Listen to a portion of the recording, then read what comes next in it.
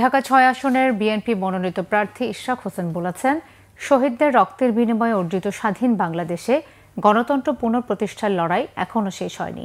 বিএনপির ভারপ্রাপ্ত চেয়ারম্যান তারেক রহমানের নেতৃত্বে এই লড়াই চলমান থাকবে। সোমবার রাজধানীর সুট্টাপুর থানার ৪৩ নং ওয়ার্ডে আয়োজিত অনুষ্ঠানে তিনি কথা বলেন। ইশরাক হোসেন আরও বলেন, গত ১৭ বছরে আওয়ামী লীগ সরকারের শাসন আমলে দেশে ভয়াবহ দমন পীড়ন, গুম, খুন ও মানবাধিকার লঙ্ঘনের ঘটনা ঘটেছে। স্বৈরাচার শেখ হাসিনা এখন বিদেশের মাটিতে বসে বাংলাদেশে অস্থিতিশীলতা সৃষ্টির ষড়যন্ত্র চালিয়ে যাচ্ছে। ২০১৪, ২০১৮ ও সর্বশেষ নির্বাচনে ভোটাধিকার হরণ করে জনগণের মতামতকে উপেক্ষা করা হয়েছে।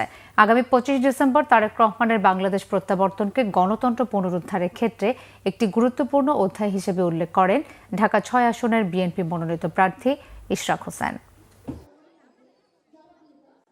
গণতান্ত্রিক আন্দোলনের যে লড়াই, গণতন্ত্র পুনঃপ্রতিষ্ঠার যে লড়াই, সেই লড়াইয়ের একটা বিশাল ধাপ আমরা অতিক্রম করেছি।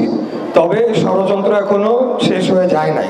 আপনারা নিশ্চয় সকলেই জানেন যে গণহত্যায় ফাঁসির দণ্ডপ্রাপ্ত খুনি হাসিনা ইন্ডিয়াতে বসে থেকে সেখানে রীতিমতো তার এখানকার যে খুনি সন্ত্রাসীরা রয়েছে বাংলাদেশের লুকায়িত বিভিন্ন জায়গায়, তাদেরকে এই যে জুলাই অভ্যুত্থানের ছাত্রদেরকে হত্যা করার সরাসরি নির্দেশ দিচ্ছে। এবং এই অডিওগুলো যে শেখ হাসিনারই, সেটাও জাতিসংঘ কর্তৃক প্রমাণিত হয়েছে।